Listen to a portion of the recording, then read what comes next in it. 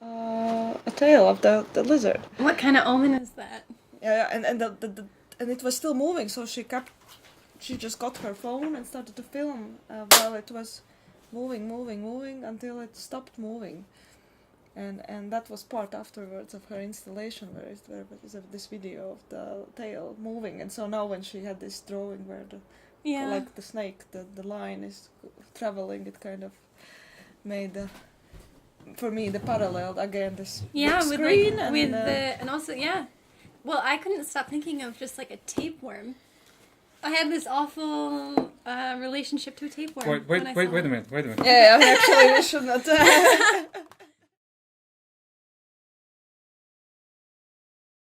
I'm taking off this label because if you're going to put this on YouTube, you can't have labels. You think we can't issue an invoice afterwards? We could make them as sponsors in there. Just like, by the way, like... Aloe drink. Very Who is healthy. producer? Well, okay, start. Okay. Welcome to Shindrek's First Impressions. Today we have 3 people here. So I am Indrek Grigor. Then we have Šelda Puķīte. And then we are now so fancy and impressive, so professional. Now we have an intern. Will you please introduce yourself? I'm Stephanie Joyce, and I'm an intern at the Latvian Center for Contemporary Arts right now. Yeah, and we just landed her from there, So today's No, but maybe tell a bit about your background, How did because you you're end up not from here? Latvia, No, obviously. I am not Latvian. I'm originally from the States, and I study media arts at the Hochschule für Grafik und Buchkunst in Leipzig, Germany. Sounds... Or the Academy of Fine Arts is the English name for that school. Yeah, but originally you're from New York. Yeah, from upstate New York. Mm-hmm. Okay. So the head of the jury is always like from another country, you know. Ah, okay. It makes like, you know, it's a totally different level, you know. Yeah, that's me then. You always need somebody from abroad to make it more fancy. Yeah, exactly. So and as I now moved to Riga, so I'm almost Also a lot. abroad. No, but I'm almost a lot. Like I live now here, so Okay. it doesn't count. Now I am this like expat. Like. But I think this is more kind of this Europe thing. I think and especially former Eastern Bloc kind of thing, that, you know, everything that is foreigner is kind of more special, because it used to be complicated to have kind of guests from the West or something like that. I think it's lesser American problem, you know. America itself is so big that you represent as a foreigner somebody from that different state, yeah. Yeah, I don't represent anyone. That it's exotic enough, you know, another member from another state, which is not representing. Yeah, that's true. Yeah, it is true though. Yeah, though it is the same culture everywhere, really. No, it's not. Whatever. Okay. Yeah, no, but it makes sense, you know, when you had it was this joke about before we joined the EU, then a lot of technical equipment like cameras and dictaphones and all that stuff was bought from the States, because it was just cheaper to buy it, you know, even with the transport, it was cheaper to buy it from the States, and we weren't part of the EU, so we didn't have the EU taxes. But there was, you know, if you bought something from the States, then it had a worldwide warranty, which meant the States. So it kind of makes sense that, you know, somebody from another state is from abroad. I mean, like, because, you know, those are all the countries under the sun. Right, yeah. We're very American-centric. No, but it kind of, yeah, those are those nice jokes that we can make, you know. Sorry, not be personal, it's just, you know. Yeah. Okay, but coming also to the point, today's victim is on the 26th of July, Grimm Contemporary Art Center, Riga, opened 2 exhibitions. So we have Maija Kurševa, Investigation. Maija Kurševa is a Latvian artist, and then we have, what is she on the other side? Where is Merike Estna? No, she's right here also. Oh, yeah, Merike Estna is underneath it here. Then we have Merike Estna, an Estonian painter, and her exhibition Disposable Gloves Guide. Yeah? So, you two were at the opening, so how was it? I think altogether it was really nice and fun and very, in a way, for me, I guess you cannot kind of comment on that because I guess this was your first Kim opening that you went to, but for me it was a bit lesser poshy. They sometimes tend to be very poshy and hipsterish about their openings, or at least they, in the end, happen like that. I'm not sure if Kim kind of consciously pushes themselves that direction, but it kind of just happens that the opening crowds are different than, for example, Contemporary Art Center, Latin Contemporary Art Center crowd, or museum crowd, or something like that. That they differ kind of, and their identity usually is more poshy and hipsterish. It was still there. It was all there. I would say they looked pretty posh. Everyone was checking each other out. It was very typical opening setting. Got a lot of side eyes, look up and down kind of thing. But then it was kind of, I think, a bit kind of getting a bit more less tense in the moment that when they, after the performance by Merike Estna, got the magical drink. Yeah. Yeah, because there was magical drink. The performance title was, I forgot already. It was the Red Herring or something. It might have been Red Herring. Red Herring. I think it was somewhere there. Yeah. Yeah, the Red Herring, and it basically was looking like that Merike, the author herself, was sitting on one of her paintings and making a special cocktail, which was also, I don't know if it's in English correctly said, but it was smoking. Yeah, I guess so. I don't know what you call. I guess it is like from dry ice. They use dry ice to make this smoke effect. Yeah. So it looked like, when you would watch some, I would even say some kind of, not cheaper, but kind of cheesy versions, cheesy movies about witches, then usually whatever they're making, it starts to look like dirty green, like the drink that we could drink in the opening, and of course the white smoke kind of like in big clouds are coming out of that. It was very photographable. Yeah. It looks great in photographs. Yeah, if you kind of look it up in Facebook or in Kim's page, then you will see a lot of very nice pictures of people holding that drink, and it looks very impressive and very nice. And of course the artist herself, because also in the past and also here she was in the opening in her own designed clothes, which has the same images as her paintings also on her clothes, and then there were some helpers. Yeah, so assistants in some sort of orange, red, tie-dye, short sleeve suit. Yeah, and different than what she was wearing. Yeah, she was. They were more orange kind of, and she was more as her paintings, which were more blue, green, something. Yeah, like purple, cooler tones. Yeah. And as I have heard before, then there were, instead of cats, which are the must-be of contemporary art, and this time there were dogs. Yeah. Right. Yeah. So most of them from Estonia. So dogs, costumes, smoking drinks. I think the photographer had like the best day of his or her life. Actually, definitely. Yeah, at one point, one of the photographers asked the man if he could, because the dog was sitting on one of the tables that was also a painting, like similar to the one that the artist was sitting on, but smaller and lower. And later I found out it was actually her dog. But there was a man with the dog, and then the photographer asked if he could put the dog back on the painting so she could take the picture. So they had like a nice posed moment. No, altogether afterwards it kind of more people started to dare to sit on the paintings, but in the beginning you can kind of say that those who are the team members, they're the only ones sitting on the paintings, and this is kind of always this interesting clash that can you sit on the artwork or not? Yeah, because they look like they belong to it, so you didn't know if that was like an invitation for you or if it was because they were wearing these costumes that were so similar.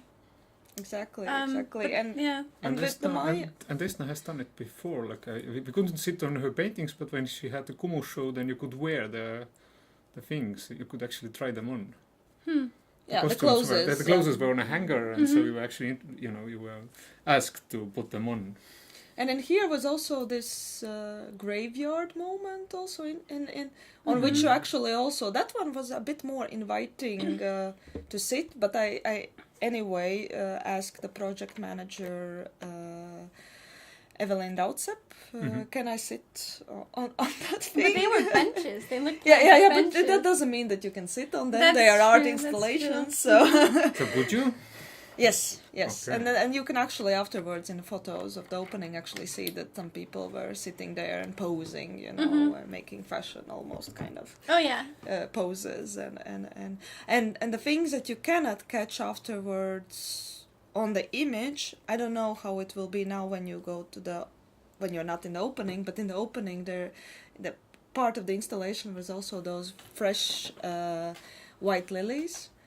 And they were smelling everywhere, so the smell was kind of part of it all. And I guess afterwards, we'll see will they be changing the flowers, or they will let them rotten, and then there will be this rotten smell. I don't know. Yeah, I was also wondering with the candles, because there were these candles that were lit spaced throughout the gallery that were they looked like beeswax, and They are beeswax. yeah, and they were out of this mold that was really similar to the sticks that were leaning up against the wall. Yeah, the tree trunk, branches yeah. or something. But they were really not just like smooth sticks. They had like really gnarly edges and hands coming off of them, and I was wondering if they Which were makes it more witchy. Yeah, totally. This adds to the witchy feel. But also I was wondering if, because they were clearly getting smaller as the show was going, and I was wondering if they would replace them or just leave them, or if they continue to light how many them. there are, Yeah. Good question. I went on the second day, and then they were still burning. I mean, Yeah. So do they have extras? I wonder. Or yeah. No, that we will see. The show. Both of the shows will be on till 2nd of September. So I would advise to go and check just before that. Go and check the candles. Okay, but so. And the other show also was very photogenic in a different kind of way. It wasn't colorful. It was very monochrome, but there was this kind of shredded paper hanging in many layers, so you kind of go through this space which is all shredded, and so I saw that also photo camera has captured as people are whether entering this paper wood or is in the middle of this paper wood or coming out of this paper wood, where is the video and then so because that was also for me. I was like, we're living in this kind of time when, everything that looks cool, that will look good in Facebook or Instagram or something like that. That just comes into your mind immediately, that like, and yes, and of course you could see that the photographer has at some point found the spot and captured people going. Just if we are continuing to talk about this opening experience, what you can. How that experience actually differs from, or what you can say about this behavior in the opening. Then of course this was the thing that again photo camera was capturing all the time. This interactive moment when people are going through the paper wood. Yeah, and then there was New Yorker bags. Yeah, just I only saw one. Did you see any more? No. I was also wearing one. But, yeah. So it was two New Yorker bags. Yeah. And we are still waiting for ours. So next opening, Shella will have to go with a New Yorker bag. I hope. Yeah, there weren't too many canvas bags though. Other than that, to be honest, I didn't notice any. Yeah, we are so backwater here. No canvas bag. Okay. But coming to the exhibitions, let's read the exhibitions a bit. With Merike, we should start, or with Maia? I think we should start with disposable gloves. No. The first one, investigation, because that's the first one you see when you come in. Yes, okay, exactly. so let's start with the investigations. So, I must also admit that not having been at the opening, but going afterwards, then the shredded paper was very nice to walk through. like surprisingly nice. I was, because at first glance it's another boring curtain. Actually, I should have had curtain also. We will get to it, but I have the outside of the camera, but there's this plywood box there in the corner. This is the contemporary art toolbox. Okay. It has everything you need to make a contemporary art exhibition. But I'm now thinking, what else could I? A paper curtain. Like how to? No, it doesn't actually have a curtain, but it has a ventilator. It has a slide projector. It has a found photograph. It has dust. A contact microphone to give you feedback of the space. It has all the things you need. Actually, a curtain, like a shredded curtain is the one thing that I think could be, I just something to go added through. it here. So anyway, but I was kind of afraid that it will be another boring shredded curtain, which Merike Estna, for example, in Kumu has had. Only in colors, of course. Yeah, of course, colors and with huge ventilators. Actually, there was one little ventilator which says, and they were on the wall, next to the wall, were standing huge ventilators which were not working. They were just standing there, like as a threat for the curtain. Okay. So the shredded curtain, I was a bit skeptical when I first encountered it, but going through it was actually a very nice experience.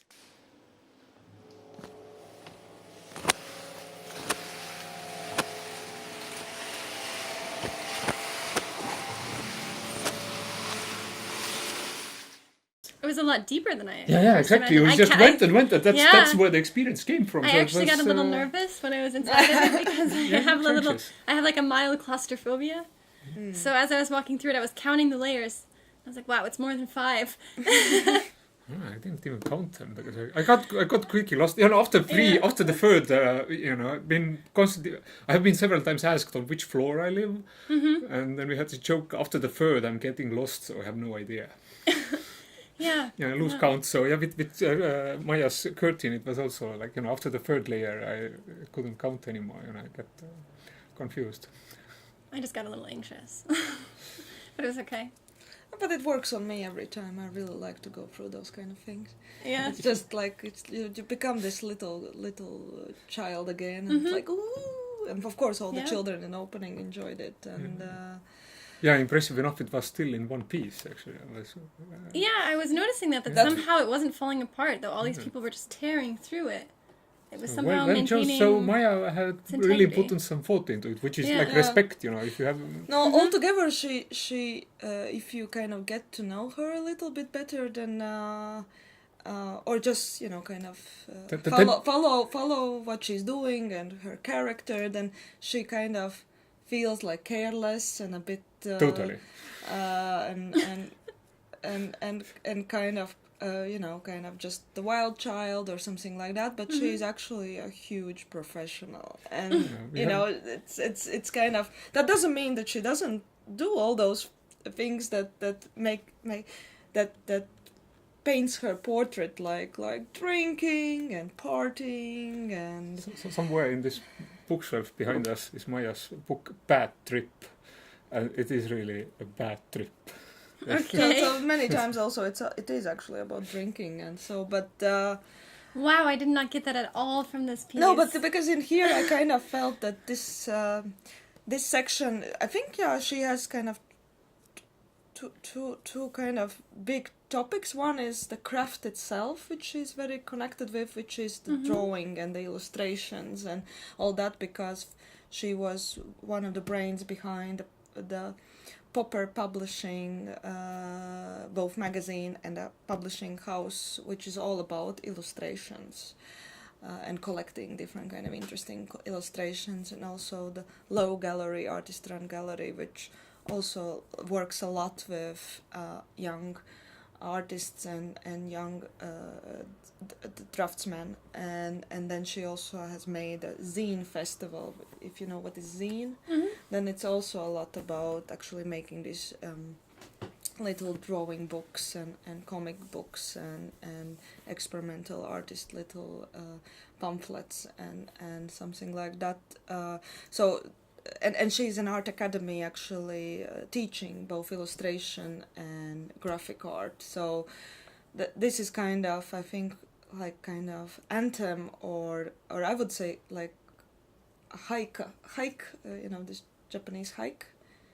It's like this little kind of short poem. Haiku. Oh, a haiku. Haiku to her crafts or something like that, and then she just I think she very successfully kind of incorporated all what is connected with that, and in the same time, of course, you can read in the text that it's kind of also about not doing anything or kind of being in this moment when nothing happens, but in which you just draw whatever or cut whatever or something like that. So, So, but behind the curtain, you had a haiku then. No, video? all together. I think it was Okay. because it's also very minimalistic in a way. You know, it's about the white paper and the drawing, which I don't know if it was made with one stroke, which could be as a hieroglyph, you know, that it always is drawn with, you know, with one, and continuous. you know, without taking off the brush or something like that, or the The comic book in front of the curtain definitely wasn't one stripe. It was there were those piles of paper which formed the comic book. I kind of loved it. So the lines were out of plastic. Oh, I thought it was metal. Oh, maybe it was metal. Yeah, it might be actually. I thought it was like a weight. I don't remember anymore. Yeah. So, but there were those three or four. How many piles there were? Yeah, They even have also At some- least I think four, I through- think. Yeah. No? I'm not sure because there were Three? like 2 piles for each. My photos are in the camera, which is filming us. I don't know if I made a photo. It's okay. Okay, it doesn't matter, but I kind of like that. It's like, you know, the piles were shifting from one to other, so it's a narrative, and you get the face there, and I really liked. I don't know. I can't even say what I liked about it, but this kind of. I don't know. That was a truly arty comic book. I Let's say didn't see it this as a way. comic book at all. For me, it was a photo book. You know, it's kind of like reading. You know, the pages are shifting from one to the other. I didn't see that at And all. then you have this narrative going. The face is also Yeah. changing, and so it's kind of this like flip book, you know. Yeah, that's a great interpretation of it. I think I looked at them just like paperweights. Which would be also kind of cool. I looked at them as just face paperweights, and then there was the paper. I honestly don't think I made that many thoughts about it. The thing that kind of I could nag about, or kind of, I don't know if criticize about it, but those faces, those masks, they resembled me. The masks, I kind of feel that I have both in Latvian contemporary art field and also outside from Latvia. I have seen that this is kind of trendy thing at the moment to in different kind of materials and drawings make those masks, which resembles a bit something Dadaistic or modernistic, or like resembles back to those Yeah, I've times. seen them a lot in clothes and earrings lately. Yeah, like I don't know, Mango or Zara or whatever is doing that a lot. Also, that you can get those mask earrings, which also looks like very like almost So- African mask. That's the thing that the CNC machine allows you to do very easily and very cheaply and very quickly. Yeah, there might Like be the laser also the cutter joke will might just cut be. you the. Oh yeah, true. The joke might be there very easily, that it's also, and it many times actually, as you know, when we take away this romantic aura of the art piece and how it's created, sometimes some things, the way they are created, can be, you know, just, you know, what the techniques or the materials that were No, they allow you. reachable for the artist. Exactly. And when the golden, like art history, when the golden sky turns blue, you know, because suddenly we had blue, and it was much more expensive to The get the color, blue from Afghanistan than the gold. Yeah, So if you so wanted to make it suddenly really expensive, you made it blue, you know. So I mean, like that, the technique changes what you the can new do. luxury color. You know. Yeah, exactly. And now the, like this new. No, not really, but yeah, in a way, the new luxury tool, you know, that you have a CNC machine, you know. Now it's actually not even anymore luxury. I think they have gotten so cheap that they are already highly available. But some carpenters have also told me about that. I think there was this kind of voting box. Anyway, there was like into a big piece of plywood. There was cut this rectangle to have like paper standing in it like that. And it was cut with a jigsaw, I think it's called, yeah. So you just cut with a saw, like a shoeing machine. And he was like, it warms my heart, you know, you can see that it made with a jigsaw, not with a laser. Really? So it's kind of like, you know, now everything nowadays is done with like a laser, you know. Good to see that somebody has like done some manual. So in this sense, the CNC machine is actually also, it's not anymore the luxury thing, but it is kind of this professional thing that you have to use, you know. I see it a lot, that there is this, it's kind of this new professional tool that allows you many things. You know, if you want to make some nice box, you know, you need to put some technique into some box. Then you run it on a CNC machine. You can also make some logo on it, and you know, couple of things. And you know, this is the. No, okay, and then when you go through the paper forest, there is animation where is a big fat line looking like a snake or a worm moving constantly in a loop, changing directions, making circles, I guess. I don't know, there's kind of this constant movement, which again I think is kind of this meditation on drawing, even if you never see the final image or something, so it doesn't matter. The process of itself is kind of captivating, and kind of.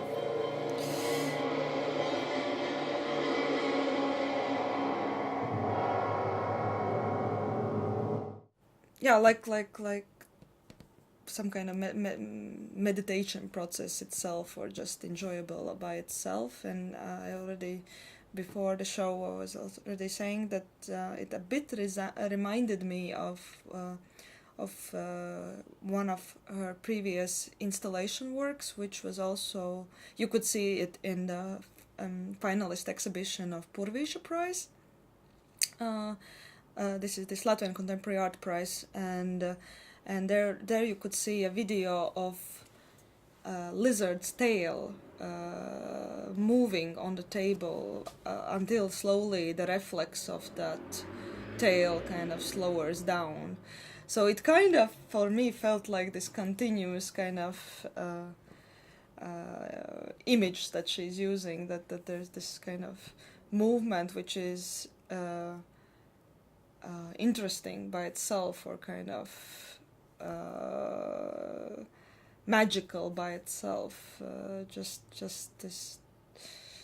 this line that is kind of moving and then slowly lowering and slowing down, and but of course in this case it was much more abstract. But you said that you had a particular association. Yeah, maybe it was because I went into the space feeling a bit uncomfortable going through the paper. So you were already traumatized? Yeah. Yeah, so I get into the space with the screening, and there's just this black line going around, and it kind of reminds me of if you're drawing in Photoshop with the paintbrush tool, and it's as a circle, and you just are drawing with it, and it just creates like circle, stamped over circle as it's moving. And it kind of reminded me of this, except for the trail disappeared after a certain length. But that's just technically what it reminded me of. But I felt this. It was reminiscent of a tapeworm to me, so it was really uncomfortable, and I got kind of like a squeamish feeling looking at it. No, it felt alive. It definitely, and it was moving really quickly. Like, I had this kind of pacing that was unpredictable, and I found it a bit unnerving. But when Shelda told the story this way, that work is hooking up to the tail in a way, that it repeats the tail, then now after your story, for me the tail finally makes sense, because I finally got that Maia was filming that tail because it looks like a line. I don't know. That's a question to Maia, but they're definitely they definitely are connected by the same interest. Yeah, she's definitely interested in the weird movement, because she has done it also with some other. She had those tablets moving. And also, she's just, I think, interested, or at least it seems that she's interested also in this being in this urge that you have to be constantly in the movement, that you cannot just be still, that even when you're not doing anything, you still have to do something. You kind of, move your fingers or something like that, and so that there kind of cannot be this stillness about anything. That even, yeah. Okay. Do you want to add something about her? I don't know, like this first work when you actually enter Grimm, then there are her drawings on the wall, and somewhere in the press release or somewhere they referred to comic books, and I was actually there. I didn't read the text there again, I think. Or, anyway, I was trying to figure out to myself, like, are those the comic books, or are those shifting piles the comic books? Like, that's where my comic book interpretation came. That I was looking for the comic book. So maybe those images that you actually in the second room that you can see, they're actually in those piles. Like hidden between the layers, or that they are those that are making actually the pile. Well, might be, but anyway, like in the first room, she has those. I don't know, look like Mendeleev table. Like there were drawings, and I think they were all like segmented. They were like in squares. Yeah, it was in a grid. Yeah, it was, all the images were in a grid. So what was that? It kind of no, it was totally Maia, but no, they felt like sketches also of sort of doing something, sort of doing nothing. Yeah, but they're very much her handwriting. It's like all her like when she is drawing, then this is the line that you get. This is the line that you get. Yeah. And actually in the first room, most probably that line that we saw in this animation, most probably was this face that was drawn. I kind of suspect that it is actually making this mask or this contour of the face or something like that, that it might... and that we were too stupid to follow it that way. Not stupid, it's most probably meant also not to be so obvious, Or the artist failed in conveying that. But also in some of the illustrations on the grids, I started reading things, like I could have sworn I read something in German, like I was making words out of the shapes, and I think they really were. I don't remember what I read, and I don't know if I had a picture, but they weren't just faces to me, right? They were have other to go objects. And read them again. No, that's why this is first impression. Now I have to scratch my head and go and see again. No, that's the point of our talk. Yeah, totally. So should we now get to Merike? Yes. Also to just not overdo it with the time. So Merike Estna Disposable Gloves Guide. That was opened at the same day, same evening, with this red herring performance, which she actually has done before in New York. She performed with this red herring. Oh, really? So yeah, your colleagues have all seen it. You just missed it. Okay, yeah, my colleagues in New York. They have all seen it already. Like, some time Because ago. it was in New York. Was it in art in general?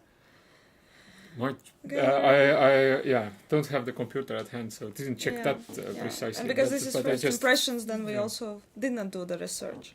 not really, or not anything elaborate. But let's say the first thing is kind of just to connect also the exhibitions that the worm or the snake character kind of continues also in the paintings of Merike Estna. Yeah, she had also a worm there. She also for quite some time which started, I guess, for her as she was painting those very light-colored waves. At least those are the first. Yeah, she has done a lot of this wavy thing. Yeah, and now they have become more kind of 3D, kind of that they are much more spatial kind of lines. It's not just the line; it has body kind of. Yeah, it has some dimension. Yeah. And of course, we kind of when Maia's choice. Is this time very monochrome. She can be very colorful, but this time she chose to be very monochrome. Then Merike is kind of total opposite. She's super colorful and very flomestery, bright colors, and in her worm. But the worms are also there, or the snakes, or the lines. I don't know. But they're much sweeter. Because they have color. Yeah, well, you walk into the room and you just smell these lilies, and you have like this nice sensual experience. Of course, then you notice they're white lilies, and you have this immediate interaction with death. But it seems like this positive take on death because everything is so colorful, and lovely. It was very beautiful. So there you got cured, after Yeah. your trauma with Maia. And there was yes, my severe trauma. Oh, it can happen, Yeah. But there's also, she created this entire environment. She had these candles and these sticks or logs or whatever you want to call them. And so it was just, it was like, she created just a more relaxing environment. And then later you knew that there was this performance coming. So you had some anticipation. And there were more people concentrated in these rooms as well. No, it's also towards the exit where is To the the bar. after party. To the free alcohol. To the free alcohol, and exactly, and it's a beautiful warm day, and so of course the crowd is more kind of walking through that space, which of course always is, again, if we're talking about the context of the openings, is also how people move. Mm-hmm. And where do they move more, and where do they move less? And but in the same time, that space was much more crowded. There were much more artworks that are not on the walls but in the space, and for people who have the baby carriage, for example, it was problematic to actually get into that space, or with the in a wheelchair, because it was so crowded with those paintings on the postaments. But it wasn't it a bit also freakish, because it kind of, because of the lilies in the earth with those little benches, which definitely kind of makes kind of reference towards graveyards, and the candles as well, and it's true. kind of doesn't make it a bit kind of creepy, or And it has to do also with the particularity of the local graveyards, like they are forests. Oh, okay. Like around here, most of the graveyards they are are literary forests. they are not in the green kind of grass fields. Yes. We don't have this kind of, American movies you quite often see this like huge grass field with gravestones. Yeah, exactly. And very minimalistic. So we have a forest where you have some crosses. And with the usually with the I'm always laughing that my mother, she's very much into gardening, and so for her that just when she goes to the graveyard, it's just to take care of another garden. Because each has their own territory, and it can be pretty big, and you can grow there different kind of plants, and so But it can be also it becomes like little gardens. It can be also challenging depending on the graveyard, and why this graveyard feeling comes also because those tree trunks which were in there, they are those in Latvian it's eglis, Christmas tree. Ah, was it? Yeah, I think they were Christmas tree trunks. Like a conifer or a pine tree. More like a pine tree. I didn't know that. I thought, I guess that makes sense. But that also comes but the pine from means, this but that means tradition. actually usually very poor ground.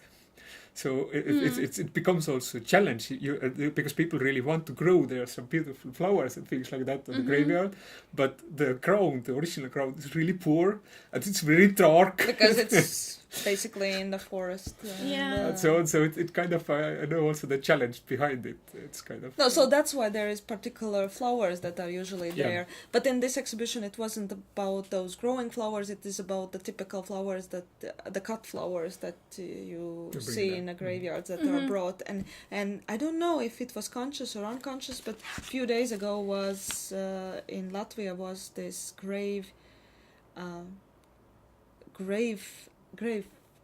festival. I don't know if you can call it like that, but we have such thing that the people that's the day when everybody goes to the graveyards and put the candles and put some cut flowers, and there's also in the winter. They have this in tradition. Germany as well. But it's also in the summer time. Yeah, we don't have this in the States. At least I don't think we do. And which means that you go put the candles, put your cut flowers, which many times are the white lilies, and then you go and eat and drink.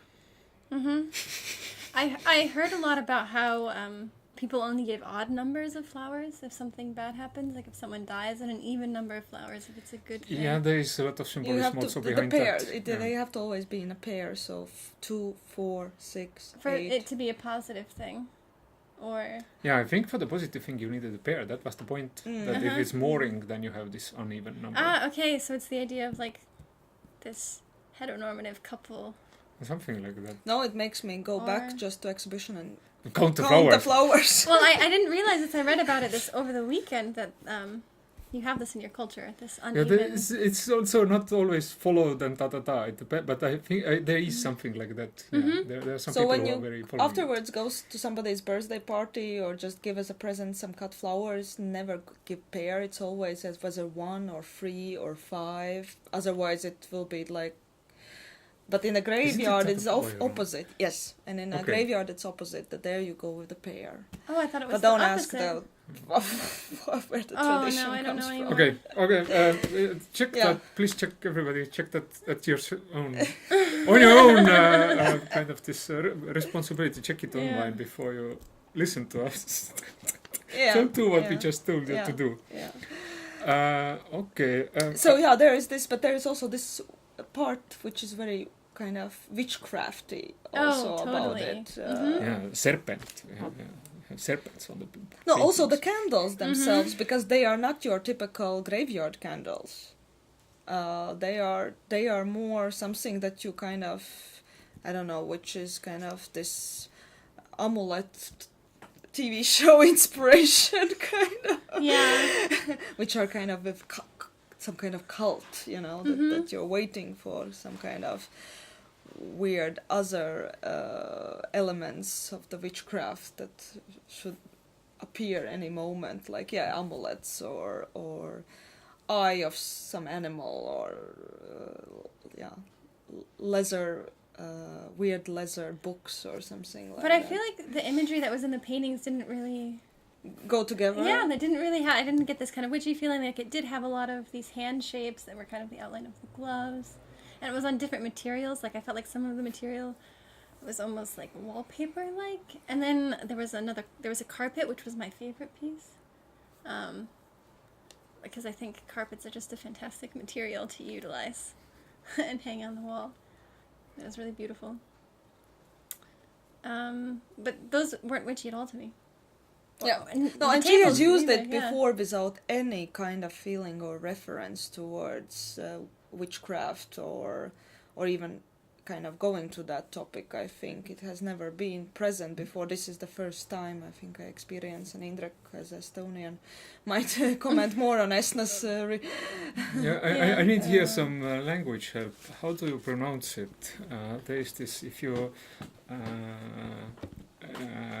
are having an opinion about something without this kind of objective reasons for that, then you have a prejudice. Prejudice. Prejudice. Prejudice, yeah. Prejudice. Yeah? So I have some serious prejudice about Estna's work. I will now, in this context, do my best to overcome it, but I kind of need to start with that because some of what I'm about to say might partly come from there. Okay. But sorry, Merike. I know you are the only one who will actually care. But if I want to be really mean, then my first association at that exhibition was we have in Estonia it's called the % law. So when the government is building or renovating buildings, then 1% of this renovation or building cost is meant for commissioning art. So Merike Estna won one of those competitions, and she made some paintings for a school in Kuressaare on one of our islands. So when I entered the gallery and saw the colorful paintings, then I am sorry, my first association was that, yes, those I have already seen. But in a defense, I would say isn't that how it many times happen with the artists? No, and it's not even doing something. But it's not even meant as a bad joke. I mean, when Estonian sculptor Joyce was he never made them, but he was supposed to make huge those kind of rupors, the voice amplifier, this letter thing. speaker. This what What you is that even? A megaphone. Yeah, they're Megaphone, like yeah. megaphone Exactly. shape thing for the radio building. Then the material and the form he would be using, it would be his thing or so it's not even meant as something bad, in a way. I kind of present it here as something bad, the way how I it's say okay. it sounds as if I'm criticizing Merike, but actually I'm just being a bit unfair in the No, way but how I it's say it. like my reference with Maia to those trendy masks at the moment, face masks at the moment. It's I don't know if it's a criticism, but it's just because it's so much at the moment around, then you kind of cannot avoid making reference Right, towards perhaps them. she's criticizing the trend or utilizing the trend in her work because Exactly. it's so Exactly. So present. Yeah, at the no, moment. and come on, the point of this commissioning art is to commission from the artist like her art. Yeah, that makes sense. That makes it's totally. I mean, so I just but that was a good example of how to present something that necessarily isn't criticism as criticism. Was it very similar? Were the pieces very similar? No, or- not really. I mean, okay. no, but there is her handwriting. She really her likes the handwriting waves is very and strong. and so she like it had her colors and it was obviously her work. So in this sense, I'm not. And I wish you would have seen some years ago. Actually, she was very revealing in what she's interested in by creating an exhibition where she invited to participate together with her some other artists that she feels kind of connection with. There was Chris Lemsalu, there was Kristi Kongi, which is very much as a painter interested in color theory, and there was all those artists that works in kind of each has their own signature, but they're all very interested also in using color, and some more seriously, like Kristi Kongi, who is very much into this color theory, and then some are just into color, they just like to use it a lot, and different kind of, so each have their own reason why they're using kind of the same kind of language, but she kind of joined them together in one exhibition in Kumu Contemporary Art Museum in Tallinn, so that was interesting just to kind of see her world through those also other artists, which I actually enjoyed a lot. And it was very honest, I think, from her side at that moment, that she kind of did not avoid kind of other artists which might be kind of doing whether similar things or using similar handwriting or something like that.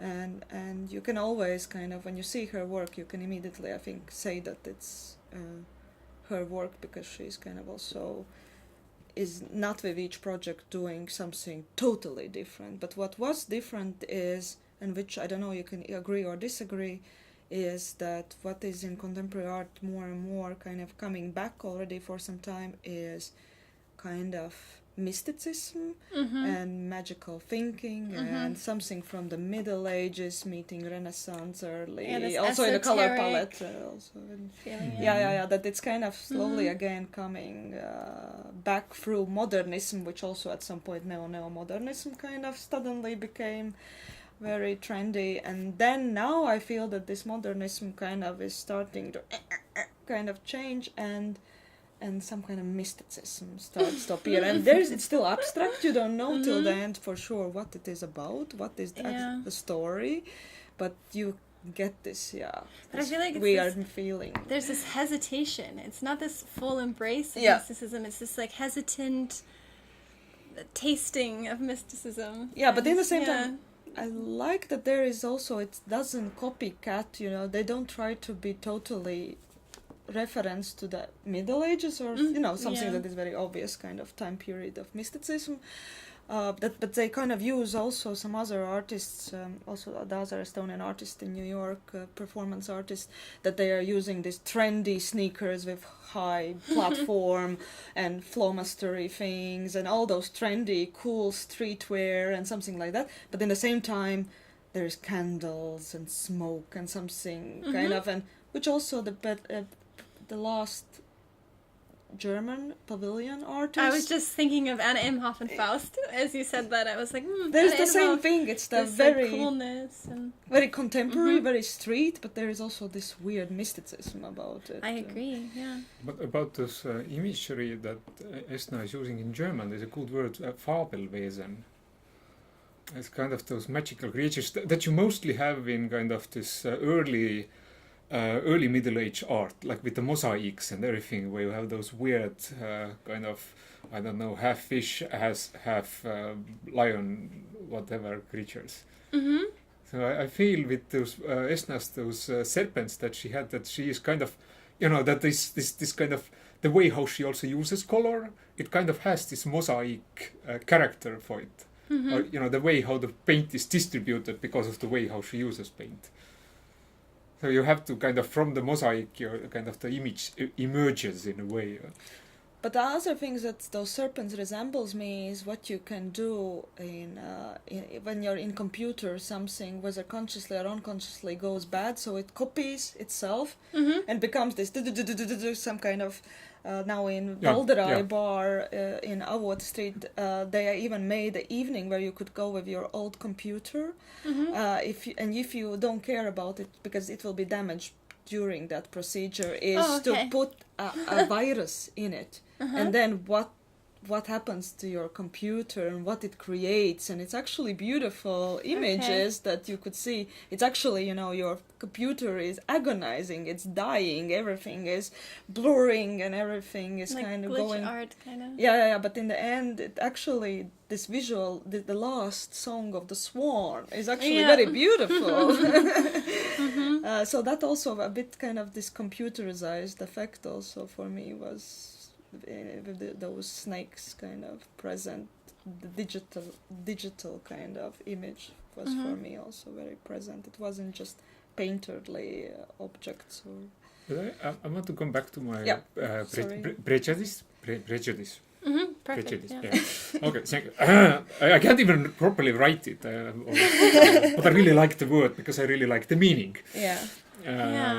So one of the reasons I have this issue with Estna is that she was, for me, one of the first kind of Kumu. This is the Estonian art museum, and Kumu is there, like this new building, and so for me she was one of the kind of first most noticeable, I would say, Kumu artist, because Kati Ilves, who was working as a, I think now still is, or again is, Kati Ilves really liked her.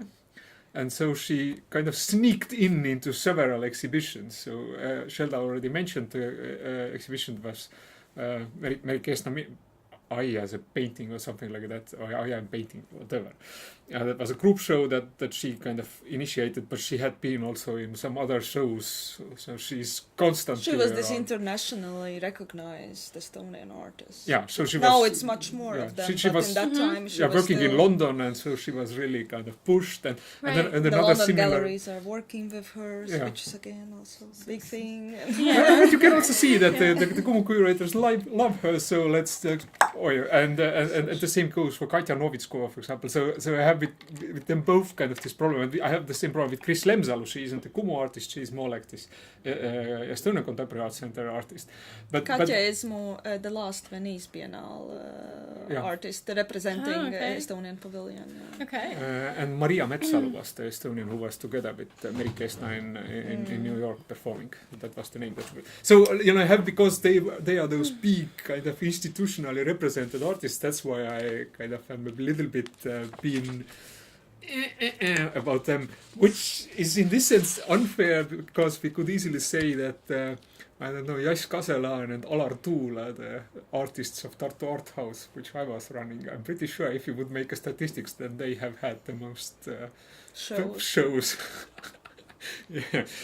So I'm not accusing anybody. I'm just saying, and admitting my own sins.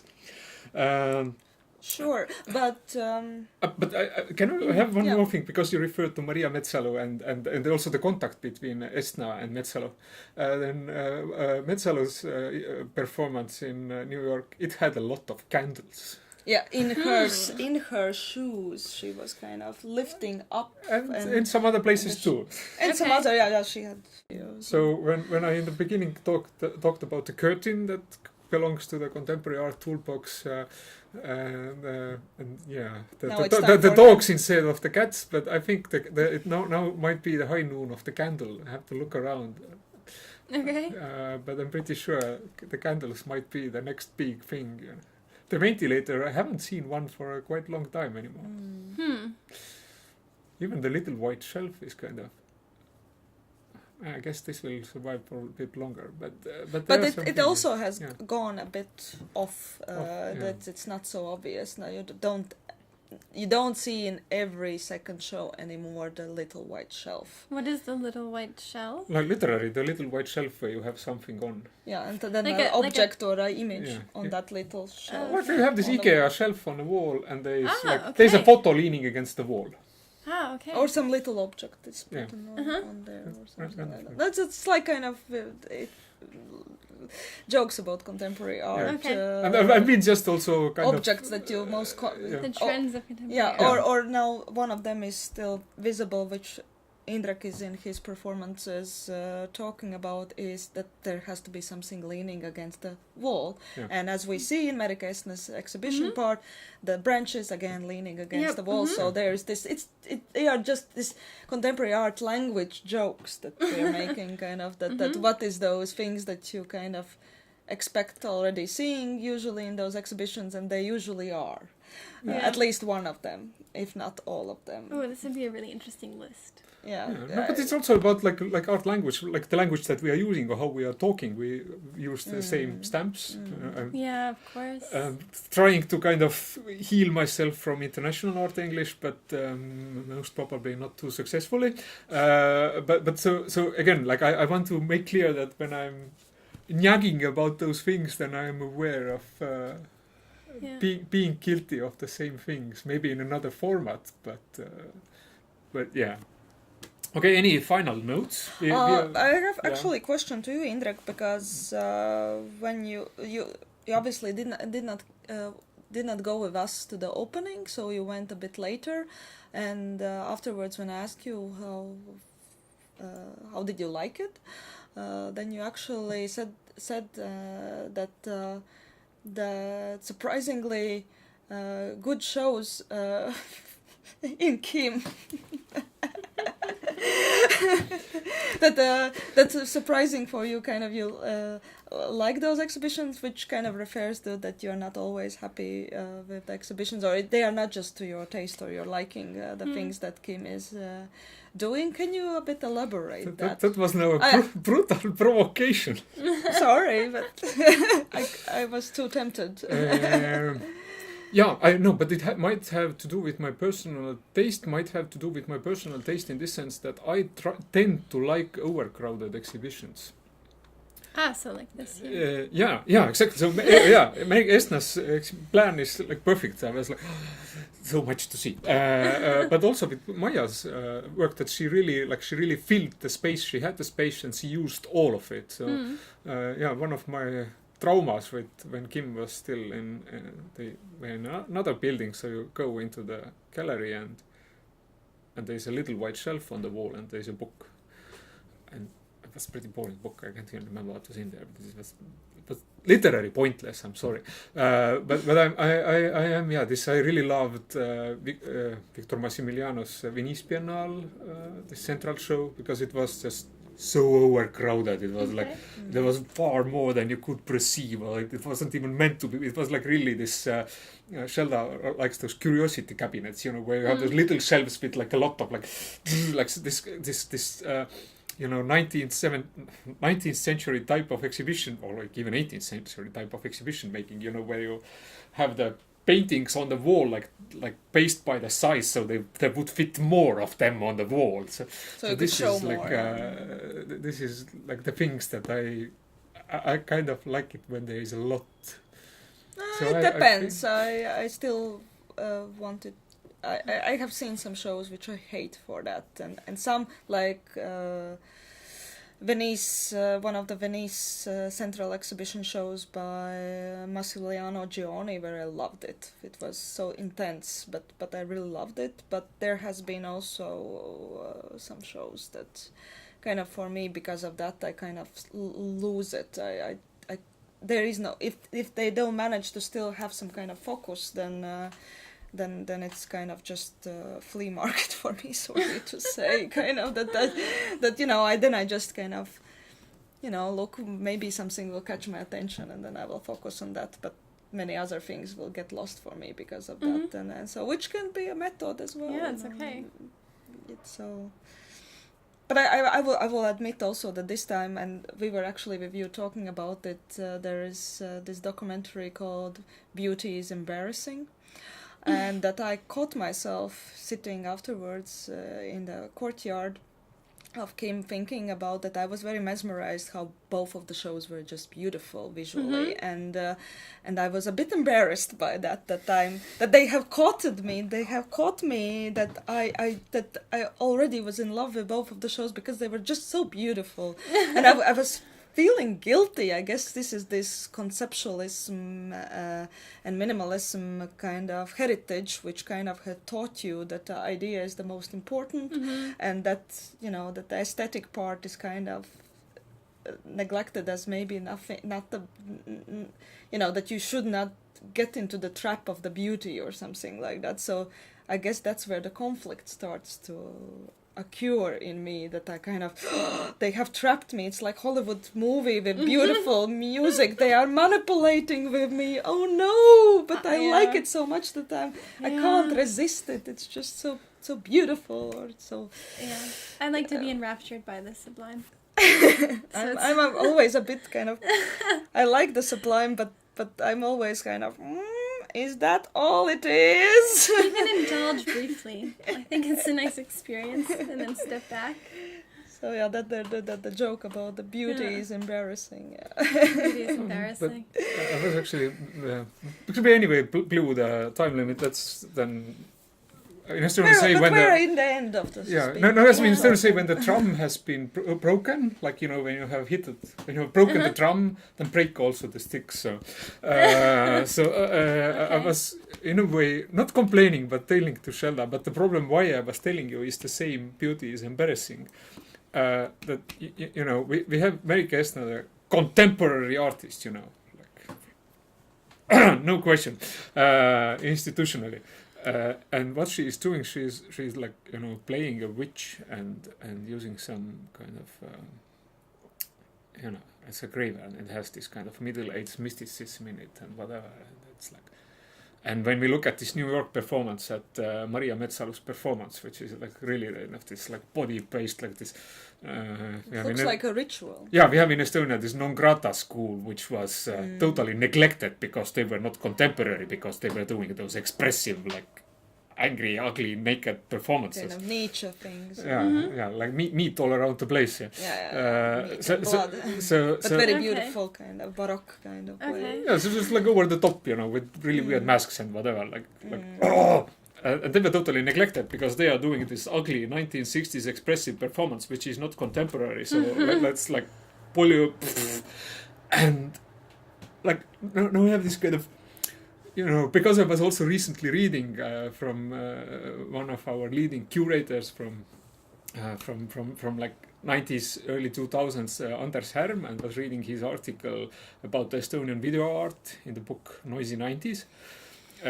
Where he shouts at, for example, especially Jaan Toomikotit, but there was also Ando Keskküla, like, who were kind of our early video performance artists.